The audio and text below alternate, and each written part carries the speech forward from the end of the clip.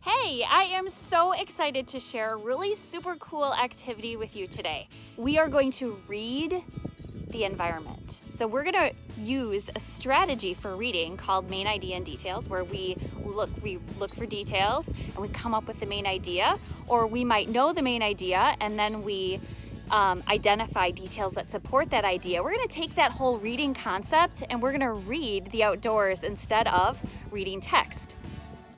Here is bare minimum what you need for this activity: something to write on and something to write with. And I also prepped mine with some I notice sentence starters. And then I also wrote I wonder, and this reminds me of, because I know I'm going to come up with connections and questions when I'm out here making observations. And then I have a space for a main idea. I don't know what I'm going to come up with for a main idea, so that's why I have some question marks. Another thing that I'm going to use is this. I just Googled Vivid Word Choice Handouts. It's helpful to be able to have a list of words to help us describe what we're seeing. So I'm going to use this when I'm outside making observations today. Before we get started, let's prepare our explorer mindset. First, I'm going to challenge myself to use the space that I'm using, my backyard. Been there a lot, okay? So I'm very familiar with it, but I'm going to challenge myself to look at it from different scales, to look at things very, very detailed, and then take a step back to like a medium scale, and then even the biggest scale that I can possibly take in, to look at things and notice things from those different scales, but then also different perspectives. Maybe I can lay on the ground and look at the trees from the bottom up. Also, explorers are responsible. Ask for permission to explore whatever boundaries you have, whether it's outside your house or a local park. Before I dive into this work too, I want to take a moment to empower myself by preparing my brain for this work.